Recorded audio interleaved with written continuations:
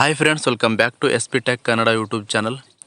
ವೀಕ್ಷಕರೇ, ಈ ಒಂದು ವಿಡಿಯೋದಲ್ಲಿ ಅಂಗವಿಕಲ ಪಿಂಚಣಿ ಯೋಜನೆಗೆ ಯಾವ ರೀತಿ ಒಂದು ಅರ್ಜಿನ ಸಲ್ಲಿಸೋದು ಮತ್ತು ಈ ಒಂದು ಅಂಗವಿಕಲ ಪಿಂಚಣಿಗೆ ಅರ್ಜಿ ಸಲ್ಲಿಸಬೇಕಂತಂದರೆ ಏನೆಲ್ಲ ಅರ್ಹತೆಗಳು ಹೊಂದಿರಬೇಕು, ಏನೆಲ್ಲ ದಾಖಲಾತಿಗಳನ್ನು ಹೊಂದಿರಬೇಕು, ಮತ್ತು ಅರ್ಜಿನ ಹೇಗೆ ಸಲ್ಲಿಸೋದು, ಅರ್ಜಿ ಎಲ್ಲಿ ಸಲ್ಲಿಸೋದು, ಅರ್ಜಿ ಸಲ್ಲಿಸಿದ ಮೇಲೆ ತಹಸೀಲ್ದಾರ್ ಕಚೇರಿಯಿಂದ ಯಾವ ರೀತಿಯಾಗಿ ಈ ಒಂದು ಅಪ್ಲಿಕೇಶನ್ ಪ್ರೊಸೆಸ್ ಇರುತ್ತೆ, ಆರ್ಡರ್ ಕಾಪಿ ಬರುವವರೆಗೂ ಯಾವ ರೀತಿ ಪ್ರೊಸೆಸ್ ಇರುತ್ತೆ, ಮಂಜೂರಾತಿ ಪತ್ರನ ಯಾವ ರೀತಿ ತೆಗೆದುಕೊಳ್ಳೋದು ಅಂತ ಸಂಪೂರ್ಣವಾಗಿರ್ತಕ್ಕಂಥ ಮಾಹಿತಿನ ಈ ಒಂದು ಅಂಗವಿಕಲ ಯೋಜನೆಯ ಬಗ್ಗೆ ಸಂಪೂರ್ಣವಾಗಿರ್ತಕ್ಕಂಥ ಮಾಹಿತಿನ ತಿಳಿಸ್ಕೊಡ್ತಾ ಇದ್ದೀನಿ.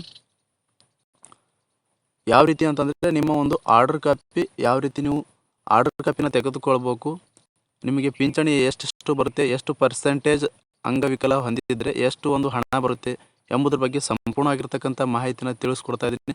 ಅದಕ್ಕಾಗಿ ವಿಡಿಯೋನ ಸ್ಕಿಪ್ ಮಾಡದೆ ಕಡೆ ತನಕ ವಾಚ್ ಮಾಡಿ ಅಂತ ಹೇಳ್ತಾ, ಅದಕ್ಕೂ ಮುಂಚೆ ಇನ್ನೂ ಯಾರು ಚಾನಲ್ಗೆ ಸಬ್ಸ್ಕ್ರೈಬ್ ಆಗಿಲ್ವೋ, ನಿಮ್ಮ ಒಂದು ಮೊಬೈಲಲ್ಲಿ ಈ ರೀತಿಯಾಗಿ ಸಬ್ಸ್ಕ್ರೈಬ್ ಅನ್ನೋ ಆಪ್ಷನ್ ಇರುತ್ತೆ, ಇಲ್ಲಿ ನೋಡ್ಕೊಳ್ಬೋದು. ಈ ರೀತಿಯಾಗಿ ಸಬ್ಸ್ಕ್ರೈಬ್ ಆಪ್ಷನ್ ಮೇಲೆ ಕ್ಲಿಕ್ ಮಾಡಿ. ಸಬ್ಸ್ಕ್ರೈಬ್ ಆಪ್ಷನ್ ಮೇಲೆ ಕ್ಲಿಕ್ ಮಾಡಿದ ನಂತರ ಮತ್ತೆ ಒಂದು ಸಾರಿ ಸಬ್ಸ್ಕ್ರೈಬ್ ಆಪ್ಷನ್ ಮೇಲೆ ಕ್ಲಿಕ್ ಮಾಡಿ, ಅಲ್ಲಿ ಬೆಲ್ ಐಕನ್ನ ಕ್ಲಿಕ್ ಮಾಡೋದನ್ನ ಮರಿಬೇಡಿ. ಬನ್ನಿ ಅಂಗವಿಕಲ ಯೋಜನೆ ಬಗ್ಗೆ ಸಂಪೂರ್ಣವಾಗಿರ್ತಕ್ಕಂಥ ಮಾಹಿತಿನ ಶುರು ಮಾಡೋಣ. ವೀಕ್ಷಕರೇ, ಈ ಹಿಂದೆ ಇಂದಿರಾ ಗಾಂಧಿ ರಾಷ್ಟ್ರೀಯ ವೃದ್ಧಾಪ್ಯ ಯೋಜನೆ ಪಿಂಚಣಿ ಬಗ್ಗೆಯೂ ಕೂಡ ನಮ್ಮ ಒಂದು ಚಾನಲ್ ಮೇಲೆ ವಿಡಿಯೋನ ಅಪ್ಲೋಡ್ ಮಾಡಿದ್ದೀವಿ. ನಂತರ ನಿರ್ಗತಿಕ ವಿಧವಾ ವೇತನ ಒಂದು ಪಿಂಚಣಿ ಬಗ್ಗೆಯೂ ಕೂಡ ಒಂದು ವಿಡಿಯೋನ ಅಪ್ಲೋಡ್ ಮಾಡಿದ್ದೀವಿ. ಸಂಪೂರ್ಣವಾಗಿರ್ತಕ್ಕಂಥ ಮಾಹಿತಿನ ಪಡಿಬೇಕು ಅಂತಂದರೆ ನಮ್ಮ ಒಂದು ಚಾನಲ್ ಮೇಲೆ ಹೋಗಿ ಅಲ್ಲಿ ಆ ಒಂದು ವಿಡಿಯೋನ ಕ್ಲಿಕ್ ಮಾಡೋ ಮುಖಾಂತರವಾಗಿ ಮಾಹಿತಿಗಳನ್ನ ಸಂಪೂರ್ಣವಾಗಿ ಪಡೆದುಕೊಳ್ಬೋದು ಅಂತ ಹೇಳ್ತಾ, ಈ ಒಂದು ವಿಡಿಯೋದಲ್ಲಿ ಅಂಗವಿಕಲರ ಪಿಂಚಣಿ ಯೋಜನೆ ಬಗ್ಗೆ ಸಂಪೂರ್ಣವಾಗಿರ್ತಕ್ಕಂಥ ಮಾಹಿತಿನ ತಿಳಿಸ್ಕೊಡ್ತಾ ಇದ್ದೀನಿ.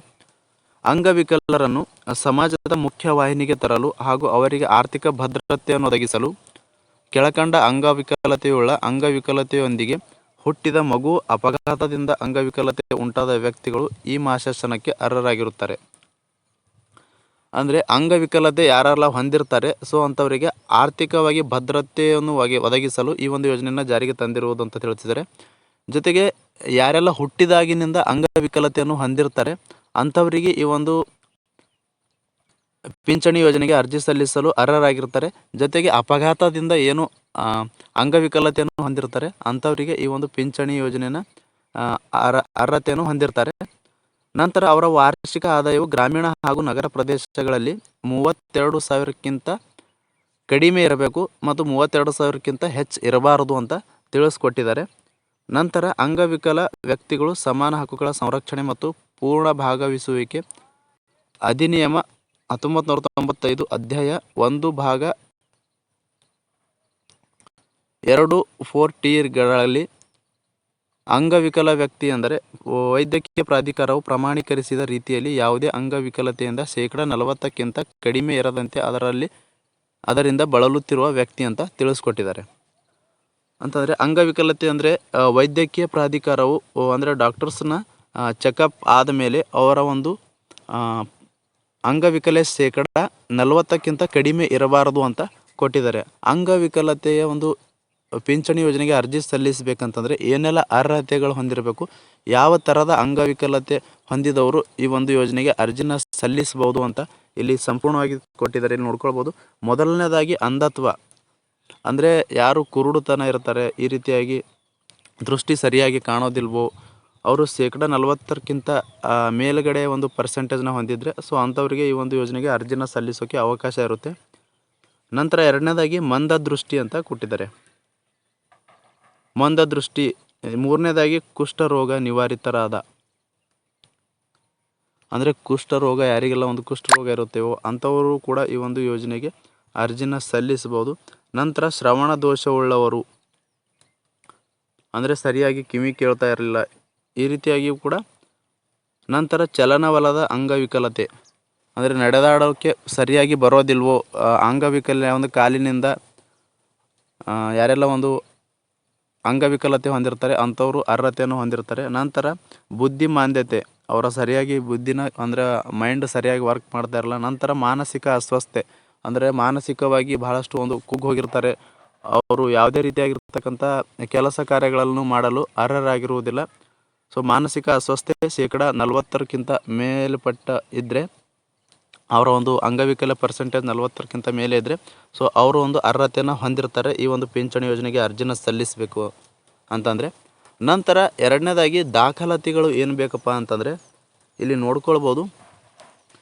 ದಾಖಲಾತಿಗಳು ಏನು ಬೇಕಪ್ಪ ಅಂತಂದರೆ ಅರ್ಜಿ ಸಲ್ಲಿಸುವಂಥವರ ಒಂದು ಮೊದಲನೇದಾಗಿ ಆಧಾರ್ ಕಾರ್ಡ್ ಬೇಕಾಗುತ್ತೆ, ನಂತರ ಒಂದು ರೇಷನ್ ಕಾರ್ಡ್ ಬೇಕಾಗುತ್ತೆ, ನಂತರ ವಾಸಸ್ಥಳ ಪ್ರಮಾಣ ಪತ್ರ ಬೇಕಾಗುತ್ತೆ, ನಂತರ ಅವರ ಒಂದು ಬ್ಯಾಂಕ್ ಪಾಸ್ಬುಕ್ ಬೇಕಾಗುತ್ತೆ, ನಂತರ ಅವರ ಒಂದು ವೈದ್ಯಕೀಯ ಪ್ರಮಾಣ ಪತ್ರ ಅಂತಂದರೆ ಇವಾಗ UDID ಕಾರ್ಡ್ ಅಂತೆಲ್ಲ ಡಾಕ್ಟರ್ಸ್ ಕಡೆಯಿಂದ ಕೊಡ್ತಾ ಇರುವಂಥದ್ದು.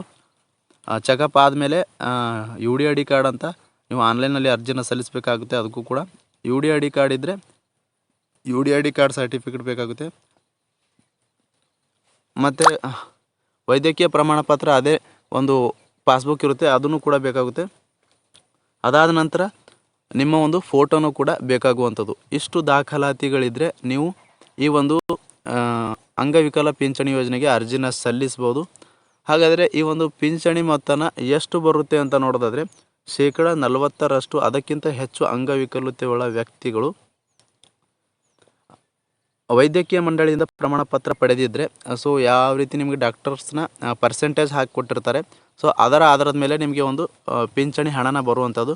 40% ಅದಕ್ಕಿಂತ ಹೆಚ್ಚಿದ್ದರೆ ನಿಮಗೆ 800 ರೂಪಾಯಿನ ಪ್ರತಿ ತಿಂಗಳು ಮಾಸಾಶನ ಅಂದರೆ ಪಿಂಚಣಿ ಬರುವಂಥದ್ದು.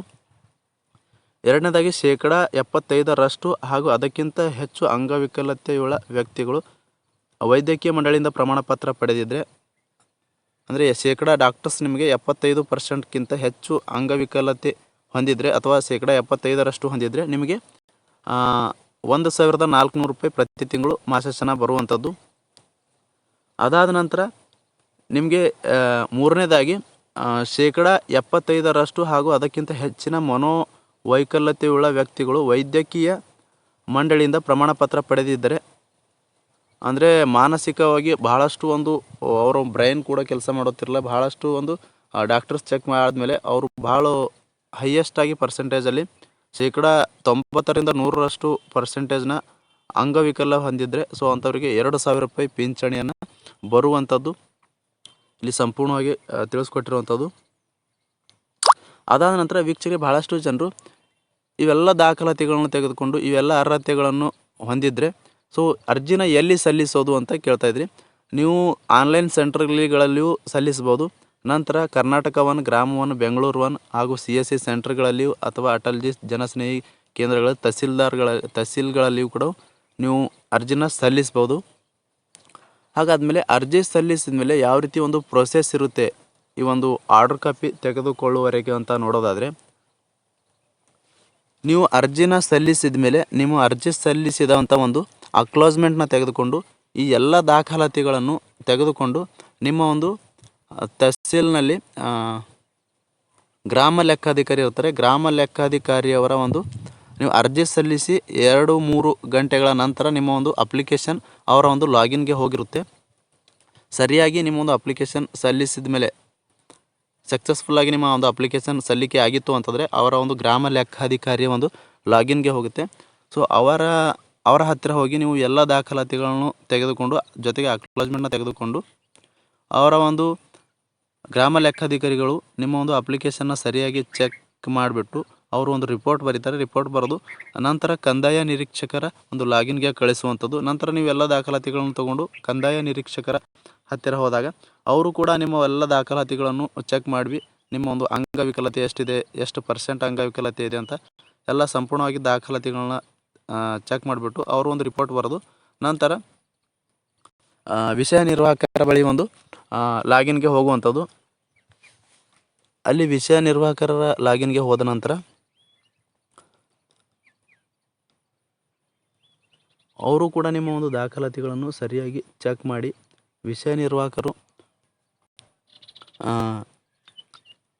ಅವರು ಒಂದು ದಾಖಲಾತಿಗಳು ಚೆಕ್ ಮಾಡಿದ ಮೇಲೆ ಅವರು ಕೂಡ ಅಪ್ರೂವಲ್ ಮಾಡುವಂಥದ್ದು. ಅದಾದ ನಂತರ ನಿಮಗೆ ಒಂದು ಡೆಪ್ಯೂಟಿ ತಹಸೀಲ್ದಾರ್ ಅಥವಾ ಗ್ರೇಡ್ 2 ತಹಸೀಲ್ದಾರ್ ಅವರ ಒಂದು ಡಿಜಿಟಲ್ ಸಹಿ ಇರುವಂಥದ್ದು. ಡಿಜಿಟಲ್ ಸಹಿ ಆದ ನಂತರ ನಿಮಗೆ ಒಂದು ನಿಮ್ಮ ಒಂದು ಆರ್ಡರ್ ಕಾಪಿ ಅಥವಾ ಮಂಜೂರಾತಿ ಪ್ರಮಾಣ ಪತ್ರ ಪಡೆದುಕೊಳ್ಳೋಕ್ಕೆ ಜನ್ರೇಟ್ ಆಗುವಂಥದ್ದು. ಆವಾಗ ನೀವು ಅರ್ಜಿ ಸಲ್ಲಿಸಿ ಎಲ್ಲಿ ಒಂದು ಅರ್ಜಿನ ಸಲ್ಲಿಸಿರ್ತೀರ ಅಲ್ಲಿ ಹೋಗು ನೀವು ಕೂಡ ಅಕ್ನಾಲಜ್ಮೆಂಟ್ನ ಕೊಟ್ಟು ನೀವು ಪ್ರಿಂಟೌಟ್ನ ತೆಗೆದುಕೊಳ್ಬೋದು. ಪ್ರಿಂಟೌಟ್ನ ತೆಗೆದುಕೊಂಡ ನಂತರ ಅದರಲ್ಲಿ ಎಲ್ಲ ನಿಮ್ಮ ಒಂದು ಡೀಟೇಲ್ಸ್ನ ತೋರಿಸುವಂಥದ್ದು ಆರ್ಡರ್ ಕಾಪಿಯಲ್ಲಿ. ನೀವೊಂದು ಮಂಜೂರಾತಿ ಯಾವಾಗ ಆಗುತ್ತೆ ಅಂತ ದಿನಾಂಕ ಕೂಡ ಒಂದು ಆರ್ಡರ್ ಕಾಪಿಯಲ್ಲಿ ಇರುತ್ತೆ. ಎಷ್ಟು ಪರ್ಸೆಂಟೇಜ್ ನೀವೊಂದು ಅಂಗವಿಕಲತೆಯನ್ನು ಹೊಂದಿರ್ತೀರ ಅಂತ ಕೂಡ ಇರುತ್ತೆ.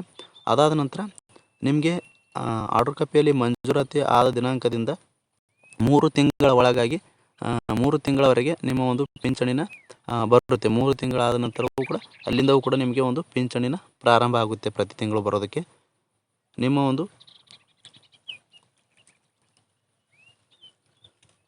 ಅಂಗವಿಕಲತೆ ಎಷ್ಟು ಪರ್ಸೆಂಟ್ ಇದೆ ಅನ್ನೋದ್ರ ಮೇಲೆ ನಿಮ್ಮ ಒಂದು ಪ್ರತಿ ತಿಂಗಳು ಎಷ್ಟು ಹಣನ ಬರುತ್ತೆ ಎಂಬುದನ್ನು ನಿರ್ಧಾರ ಆಗುತ್ತೆ ಅಂತ ಹೇಳ್ತಾ ಇಷ್ಟು ಅಂಗವಿಕಲ ಪಿಂಚಣಿ ಯೋಜನೆ ಬಗ್ಗೆ ಒಂದು ಮಾಹಿತಿನ ತಿಳಿಸ್ಕೊಟ್ಟಿದ್ದೀನಿ. ಒಂದು ಅಪ್ಡೇಟ್ ಇತ್ತು.